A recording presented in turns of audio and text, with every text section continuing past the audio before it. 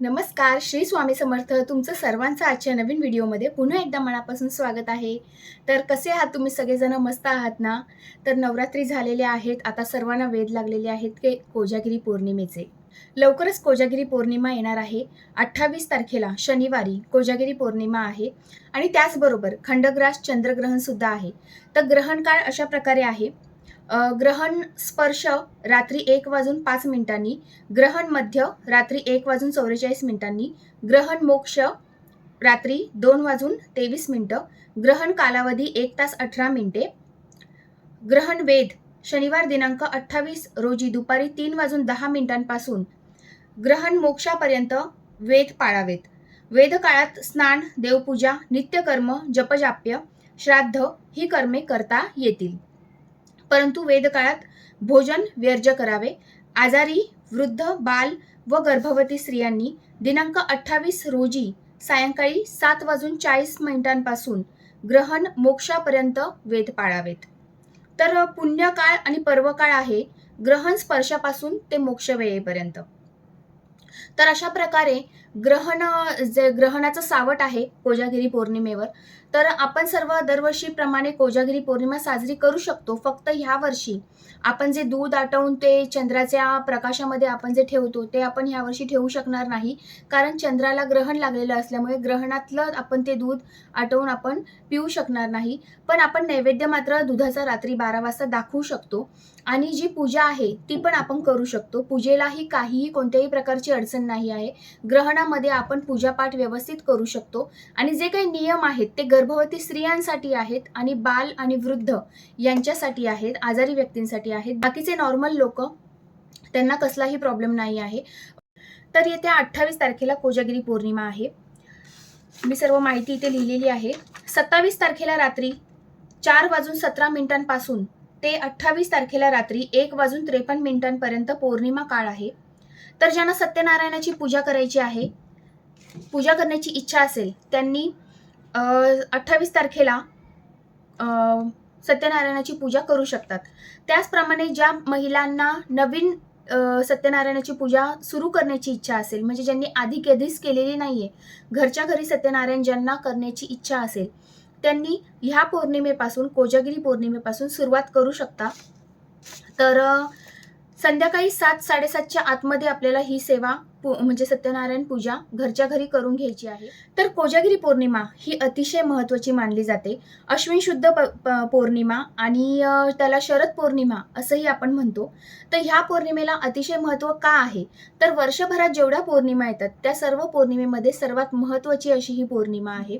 तर ह्या दिवशी भगवान विष्णू आणि माता लक्ष्मी यांचा हा अतिशय आवडीचा दिवस असल्यामुळे आपण त्यांना प्रसन्न करून घेण्यासाठी काही सेवा करू शकतो. त्याचप्रमाणे काही महत्त्वाच्या वस्तू, ज्या वस्तू माता लक्ष्मीला प्रिय आहेत, अशा वस्तू जर आपण ह्या दिवशी घरात आणल्या आणि त्या व्यवस्थित सेवा पूजा करून जर आपण देव्हाऱ्यामध्ये स्थापित केल्या आणि त्यावर जर व्यवस्थित सेवा केली तर त्या सिद्ध होतात आणि अशा सिद्ध झालेल्या वस्तू आपल्याला नक्कीच शुभ फळं देतात, कारण आपण त्या वस्तूंवर काही सेवा करायच्या असतात. तर त्यातली सर्वात महत्त्वाची वस्तू म्हणजे श्रीयंत्र. तर श्रीयंत्र तर बहुतेक जणांकडे असेलच. ज्यांच्याकडे नाहीये त्यांनी उद्या म्हणजे कोजागिरी पौर्णिमेच्या दिवशी तुम्ही घेऊ शकता.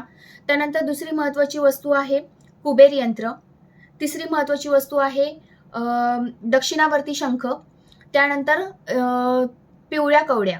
पिवळ्या कवड्या ह्या तुम्ही 7, 9, 11 अशा विषम संख्येमध्ये तुम्ही घरात आणू शकतात. पिवळ्या कवड्या ह्या तुम्हाला कोणत्याही देवाचं जिथे सामान मिळतं तिथे तुम्हाला मिळून जातील आणि बाकीच्या ज्या वस्तू आहेत म्हणजे दक्षिणावर्ती शंख आहे ते तुम्हाला आपल्या स्वामींच्या केंद्रामध्ये मिळून जाईल. त्याचप्रमाणे जे श्रीयंत्र आहे ते पण स्वामींच्या केंद्रात तुम्हाला मिळून जाईल. तर मला तुम्हाला सर्वांना अशी कळकळीची विनंती आहे की ज्यांच्याकडे श्रीयंत्र नाही त्यांनी ह्या कोजागिरीला नक्की श्रीयंत्र घरात आणा, व्यवस्थित स्थापन करा. आणि हो, जर तुम्ही केंद्रामध्ये श्रीयंत्र घेत असाल तर केंद्रामध्ये ते तुम्हाला सिद्ध करून सुद्धा देतात.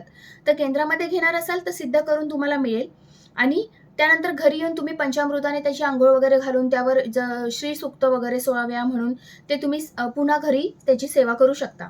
पण माझं तुम्हाला एक अशी कळकळीची विनंती आहे की ह्या ज्या सर्व वस्तू आहेत ते त्या माता लक्ष्मीला प्रिय आहेत, यात काही शंकाच नाही आहे. पण ह्या वस्तू तुम्ही घरात आणणार आणि फक्त देव्हाऱ्यामध्ये आणून ठेवल्या तर त्याचा काही उपयोग नाहीये. तर ह्या सर्व वस्तूंवर योग्य ती सेवा झाली पाहिजे. तरच त्या वस्तू सिद्ध होतात. ज्यांच्याकडे कवड्या ऑलरेडी देव्हाऱ्यामध्ये आहेत, त्यांनी पण नवीन घेऊ नका. पण त्या वस्तू स्वच्छ धुवून, पंचामृताने धुवून त्या दिवशी त्यावर सेवा करून तुम्ही त्या पुन्हा सिद्ध करू शकतात. आता माझ्याकडे पण देव्हाऱ्यामध्ये कवड्या आहेत. मी तुम्हाला दाखवते माझ्याकडे कशा प्रकारच्या कवड्या आहेत. तर ह्या त्या कवड्या आहेत ज्याबद्दल मी बोलत होती. ह्या पिवळ्या कवड्या आहेत. ह्या कवड्या खूप माता लक्ष्मीच्या अतिशय प्रिय अशा ह्या कवड्या आहेत आणि ह्या 7 कवड्या मी माझ्या देवघरामध्ये स्थापित केलेल्या आहेत. तर तुम्हाला जर 7, 9 किंवा 11 सुद्धा तुम्ही तुमच्या देवघरामध्ये स्थापित करू शकता. तर नक्की कोजागिरी पौर्णिमेला ह्या कवड्या तुमच्या घरामध्ये आणा आणि सिद्ध करा, सेवा करा आणि माता लक्ष्मीची कृपा मिळवा. तर त्या तुम्ही कशा ठेवायच्या आहे, तर तुम्ही त्या पिवळ्या वस्त्रावर सुद्धा तुम्ही ठेवू शकता एखाद्या छोट्याशा प्लेटमध्ये किंवा जे तांदूळ आहेत, तांदळाला हळद हळद आणि कुंकू लावून थोडेसे रंगीत करायचे आहे आणि त्यानंतर त्यावर तुम्ही कवड्या ठेवू शकता. तर तुम्ही 7, 9, 11 अशा विषम संख्येमध्ये कवड्या ठेवू शकता. तर त्या कवड्या आणल्यानंतर सर्वात आधी त्यांना स्वच्छ करून पंचामृताने धुवून त्याची हळद कुंकू फूल वाहून धूप दीप अर्पण करून षोडशोपचारे त्यांची पूजा करून नंतर त्यावर सेवा करायची आहे. तर ह्या ज्या सर्व वस्तू आहेत त्या माता लक्ष्मीला प्रिय असल्यामुळे त्यांची जर आपण ह्या कोजागिरीला जर स्थापना केली पौर्णिमेच्या दिवशी तर त्याला जास्त महत्त्व प्राप्त होतं. कारण कोजागिरी पौर्णिमा हे माता लक्ष्मीचा आवडीचा दिवस असल्यामुळे आणि त्याच दिवशी जर आपण माता लक्ष्मीच्या आवडीच्या वस्तू घरात आणल्यामुळे आपल्याला नक्कीच त्याचा लाभ होणार आहे. पण ह्या सर्व वस्तूंवर योग्य ती सेवा झाली तरच त्याचा लाभ होणार आहे. मनापासून करणं हेही तेवढंच महत्त्वाचं आहे, की तुम्ही नुसतं कोणीतरी सांगितलंय म्हणून आणलं आणि ठेवलं आणि देव्हाऱ्यामध्ये उगाच गर्दी करतायत, तर त्याला काहीच अर्थ नाही आहे. कोणतीही सेवा करताना ती मनापासून करणं तितकंच महत्त्वाचं आहे. त्यामुळे मला तुम्हाला सर्वांना कळकळीची विनंती आहे, की यापैकी जर तुमच्या घरात एखाद दुसरी जरी वस्तू असेल ती पुन्हा सिद्ध करा. मी नाही म्हणत, की सगळ्याच वस्तू आणल्या पाहिजे. श्रीयंत्र आहे त्याची पूजा, त्यावर सेवा करा किंवा कवड्या नसतील तर कवड्या स्थापन करा. असतील तर त्या पुन्हा सिद्ध करा. अशी मला तुम्हाला विनंती आहे. दुसरी महत्त्वाची गोष्ट म्हणजे आपण ही जी कोजागिरीची सेवा आहे, सत्यनारायणाची पूजा, त्याबद्दल मी तुम्हाला मागच्या व्हिडिओमध्ये डिटेल माहिती दिली होती, की पूजा कशी करायची आहे. ह्या व्हिडिओमध्येही मी तुम्हाला सर्वांना, सर्व महिलांना, माझ्या सर्व मैत्रिणींना हात जोडून कळकळीची विनंती करते. जर काही आर्थिक अडचणी असतील, कर्ज परिस्थिती असेल, प्रश्न सुटत नसतील, कर्ज वाढतच चाललंय, पैसा येतोय पण तो टिकत नाहीये आणि घरात कटकटी आहेत, भांडणं आहेत, पैशामुळे खूप इश्यूज निर्माण होतात आहे किंवा तुमचा व्यापार आहे तो नीट चालत नाहीये.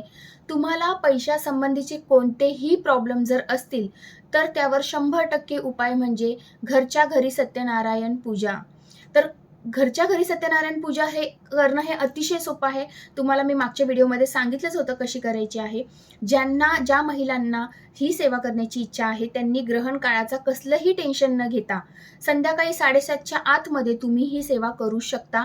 ज्या महिला ऑफिसला जातात त्यांनी संध्याकाळी करू शकता किंवा ग्रहण काळ असल्यामुळे तुमच्या जर मनामध्ये काही शंका येत असेल, की आम्ही संध्याकाळी कसं करू? तर काही जर शंका तुमच्या मनात जर काही निगेटिव्हिटी येत असेल, तर दिवसभरामध्ये तुम्हाला जेव्हा जमेल तेव्हा करून घ्या. काही हरकत नाहीये. पण नक्की न विसरता सर्व महिलांनी ह्या कोजागिरी पौर्णिमेपासून सत्यनारायणाची सेवा करण्याची, पूजा करण्याची नक्की सुरुवात करा, अशी मला तुम्हाला सर्वांना विनंती आहे. आणि तुम्हाला स्वतःला काय फरक पडतो, काय फरक जाणवतो हे मला नक्की कळवा. कारण मी स्वतः ही सेवा केलेली आहे, ही पूजा केलेली आहे आणि मला खरंच खूप फरक जाणवलेला आहे. कारण आपल्या सर्वांच्याच आयुष्यामध्ये काही ना काही अडचणी असतात, आर्थिक अडचणी असतात आणि जिथे भगवान विष्णूंची सेवा होते, मी आधीच्याही व्हिडिओमध्ये सांगितलं आहे, की ही सेवा जी आहे, सत्यनारायण पूजेची जी सेवा आहे, ती सर्वात अतिशय प्रभावी अशी सेवा आहे. उत्कृष्ट प्रतीची अशी ती सेवा आहे. आणि भगवान विष्णूंच्या सेवेबरोबरच आपण काय करतो, गणपती बाप्पाची सेवा करतो. कुलदेवतेची सुद्धा एक सुपारी आपण मांडतो, म्हणजे कुलदेवतेची सुद्धा आपल्याकडून सेवा होते. तिसरी गोष्ट म्हणजे वरुण देवतेची. तर म्हणजे ह्या सर्व देवांची आपण सेवा करतो आणि भगवान विष्णूंची जिथे सेवा होते तिथे माता लक्ष्मीला यावंच लागतं. तर तुम्ही ही सेवा करा आणि नुसतंच करण्याला अर्थ नाहीये, तर मनापासून करा. तर मला तुम्हाला हे सांगायचं होतं, की आपली सत्यनारायणाची पूजा आपण केल्यानंतर जी कोजागिरीची जी आपण पूजा मांडतो, म्हणजे आपण कोजागिरीची पूजा जर तुमच्या देव्हाऱ्यामध्ये जागा असेल व्यवस्थित, तर तुम्ही एक इंद्राची सुपारी, एक कुबेर भगवानची सुपारी, कुबेर कुबेर भगवानची जर मूर्ती असेल, तर तुम्ही मूर्ती ठेवू शकता देव्हाऱ्यामध्ये. देव्हाऱ्यामध्ये आपला गणपती बाप्पाची तर मूर्ती असतेच, लक्ष्मी मातेची पण मूर्ती असते, भगवान विष्णू, जर बाळकृष्ण पण असतात. तर कुबेर भगवानची जर मूर्ती असेल, ती पण देव्हाऱ्यामध्ये मांडू शकता. जर नसेल, तर तुम्ही सुपारी ठेवा आणि भगवान इंद्राची तुम्हाला पूजा करण्यासाठी एक सुपारी लागणार आहे, कारण इंद्रदेवतेची आपल्याकडे कधी मूर्ती नसते. तर कोजागिरी पौर्णिमेला ह्या सर्व देवांची पूजा करायला लागते.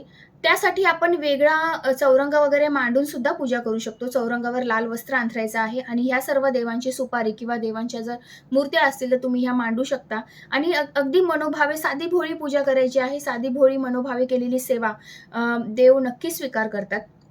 तर ती सेवा करायची आहे. जर तुम्हाला वेगळी अशी पूजा मांडायची नसेल, तर तुम्ही एक देव्हाऱ्यात सुद्धा ही छोटी अशी सुपारी मांडून तुम्ही देव्हाऱ्यात सुद्धा पंचोपचार पूजा करू शकतात देवाची. तर ही सेवा तुम्हाला लवकरात लवकर करून घ्यायची आहे. 12 वाजेच्या आत केली तरी चालेल. रात्री 12 वाजता तुम्हाला दुधाचा नैवेद्य या सर्व देवांना दाखवायचा आहे आणि त्यानंतर तुम्हाला सेवा काय करायच्या आहेत. तर ज्या तुम्हाला महत्त्वाच्या सेवा आहेत त्यापैकी आहे, एकदा श्री सूक्ताचं पठण तुम्हाला एक वेळा करायचं आहे. व्यंकटेश स्तोत्राचं पठण एकदा करायचं आहे. पुरुष सूक्त एकदा म्हणायचं आहे. 16 वेळा विष्णू गायत्री मंत्र. विष्णू गायत्री मंत्र मी तुम्हाला सांगते. ओम नारायणाय विद्महे वासुदेवाय धीमहि तन्नो विष्णू प्रचोदयात. विष्णू गायत्री मंत्र 16 वेळा. 16 वेळा लक्ष्मी गायत्री मंत्र. ओम महालक्ष्मीचे विद्महे विष्णू पत्नीचे धीमहि तन्नो लक्ष्मी प्रचोदयात. हा लक्ष्मी गायत्री मंत्र 16 वेळा. कुबेर मंत्र मी तुम्हाला सांगते. ओम वैश्रवणाय स्वाहा. ओम श्रीम ओम ह्रीम श्रीम ह्रीम क्लीम श्रीम वितेश्वराय नमः. हा कुबेर मंत्र आहे. आणि त्यानंतर म्हणायचं आहे 16 वेळा नवार्णव मंत्र. नवार्णव मंत्र तुम्हाला माहितीच आहे. ओम ऐं ह्रीम ह्रीम ओम ऐं ह्रीम क्लीम चामुंडाय विच्चे. हा मंत्र 16 वेळा म्हणायचा आहे. आणि हे सर्व मंत्र म्हणण्याच्या आधी आपल्या गुरु स्वामी महाराजांना आपल्याला विसरायचं नाही आहे. त्यामुळे एकदा एक माळ श्री स्वामी समर्थ मंत्र आणि एक माळ ओम नमो भगवते वासुदेवाय नमः हा एक मंत्र म्हणायचा आहे. तसं सेवा मी तुम्हाला सांगितलेले आहेत. हे सर्व मंत्र तुम्हाला स्वामी समर्थांच्या ह्या पुस्तकामध्ये मिळून जाईल. स्वामी सेवेचं नित्यसेवेचे जे पुस्तक आहे, आता फ्रंट कॅमेरा असल्यामुळे उलटं दिसतंय, पण स्वामींच्या नित्यसेवा या पुस्तकामध्ये हे सर्व मंत्र तुम्हाला मिळून जातील. तर माझं तर असं मत आहे की या सर्व सेवा करा, कारण या सर्व सेवा केल्यानंतर आपण जे कवड्या जे आपण आपल्याला जे सिद्ध करायच्या आहेत त्या सिद्ध होणार आणि त्या सिद्ध झाल्या की त्या त्यांचं काम करायला सुरुवात करणार. आता आपण ह्या सर्व सेवा का करणार आहोत, तर कोजागिरी म्हणजे को जागरती, कोण जागा आहे असं म्हणतात की त्या दिवशी भगवान विष्णू, माता लक्ष्मी आणि सर्व देव, इंद्रदेव वगैरे सर्व पृथ्वीवर भ्रमण करण्यासाठी येतात, धर्तीवर भ्रमण करण्यासाठी येतात आणि कोण कोण जागा आहे ते बघतात. आणि जी लोक झोपलेली असतात त्यांच्यावर लक्ष्मी मातेची कृपा होत नाही आणि जे जागे असतात त्यांच्यावर माता लक्ष्मीची कृपा होते. तर म्हणूनच आपण त्या दिवशी जागा राहायचं आहे, झोपायचं नाही आहे. आणि दाराच्या बाहेर एक छोटासा मातीचा दिवा लावायचा आहे. त्या दिव्यामध्ये 2 लवंगा टाकायच्या आहेत. हा दिवा बरोबर 12 वाजेच्या 2-5 मिनिटं आधी लावलं तरी चालेल. 2 लवंगा त्या दिव्यामध्ये टाकायच्या आहेत. किंवा एक वेलची, इलायची ती टाकली तरी चालेल, किंवा ₹1 कॉईन टाकायचा आहे आणि तो दिवा आपण प्रज्वलित करायचा आहे. रात्री 12ला हा दिवा आपल्याला दारात आपल्या मुख्य दरवाजेच्या बाहेर आपल्याला प्रज्वलित करायचा आहे. आणि त्यासोबत या सेवाही करा. मला माहिती आहे सेवा जास्त आहेत, एवढं सगळं करणं आपल्याकडून होत नाही. सर्वच महिला घरी नसतात, काही ऑफिसला जाणाऱ्याही असतात. पण माझं असं म्हणणं आहे की आपण जे कष्ट आपण करतो त्या कष्टाला कुठेतरी आपल्याला आपल्या गुरूंची साथ, आपल्या देवी देवतांची साथ पण तर लाभली पाहिजे. कधी कधी असं होतं की आपले पती बाहेर जातात, खूप कष्ट करतात, खूप मेहनत करतात, पण जेवढा परतावा त्यांना मिळायला हवा तेवढा मिळत नाही. किंवा कामाच्या ठिकाणी त्यांना वरिष्ठांकडून त्रास होतो. कधी कधी त्यांना कामाला जावंसं वाटत नाही किंवा काहीच करावं वाटत नाही किंवा निगेटिव्ह थॉट्स खूप येतात. तर कसं असतं ना, आपले पुरुष जे असतात ते बाहेर जाऊन कष्ट करतात, खूप कष्ट करतात. पण कधी-कधी असं होतं ना, कितीही कष्ट केलं तरी नशिबाची साथ त्यांना मिळत नाही, तर ही नशिबाची साथ आपल्याला ह्या सेवेमुळे मिळते. मी नाही म्हणत, की ह्या सगळ्या सेवा करून, की तुम्ही एकदम अब्जोपती होणार आहेत किंवा तुमच्याकडे खूप गडगंज संपत्ती येणार आहे, असं मी नाही म्हणत. पण जी काही लक्ष्मी आपल्या घरात येते, ती लक्ष्मी स्थिर राहावी यासाठी आपल्याला ही सेवा करायची आहे. कधी-कधी असं होतं ना, लाख-लाख रुपये पगार आपल्याला असून सुद्धा महिन्याच्या शेवटी आपल्याकडे ₹1000 सुद्धा नसतात. संपलेले असतात पैसे. म्हणजे एवढे आपल्याला प्रॉब्लेम्स होतात. तर का होतात? तर ह्यामागे हेच कारणं आहेत, की आपण कष्ट तर आपल्याला करायलाच हवे. कष्टाला पर्याय नाहीये. सगळ्यांना कष्टाशिवाय नाही. माता लक्ष्मी पण आता तुम्ही कितीही सेवा केल्या, गादीवर बसून आराम केला, तर तुम्हाला पैसा मिळणार आहे का? तुम्हाला बाहेर जाऊन कष्ट करणंच आहे, पण त्या कष्टाला नशिबाची साथ मिळावी. त्याचप्रमाणे तुमच्या घरात लक्ष्मी बरकत राहावी, ह्या बरकतीसाठी या सर्व सेवा आपल्याला करायच्या आहेत. तर म्हणून माझी तुम्हाला सर्व महिलांना, सर्व मैत्रिणींना माझ्या कळकळीची विनंती आहे, की कोजागिरी पौर्णिमा हे अतिशय सुंदर निमित्त आहे सेवा करण्याचं, देवीच्या आवडत्या वस्तू सिद्ध करण्याचं. तर नक्की सर्वांनी या सर्व सेवा करा. आपल्या केंद्रात ह्याच सेवा आपल्या केंद्रामध्ये सांगितल्या जातात आणि ह्या सर्व सेवा करून मला स्वतःला खरंच खूप अनुभव आलेले आहेत. म्हणून मी तुम्हाला एवढं कॉन्फिडन्सली सांगते आहे, कारण मला अनुभव आलेले आहेत. म्हणून मी तुम्हाला सांगते, या सर्व सेवा नक्की करा. कोजागिरी पौर्णिमा हा दिवस चुकवू नका सेवेचा.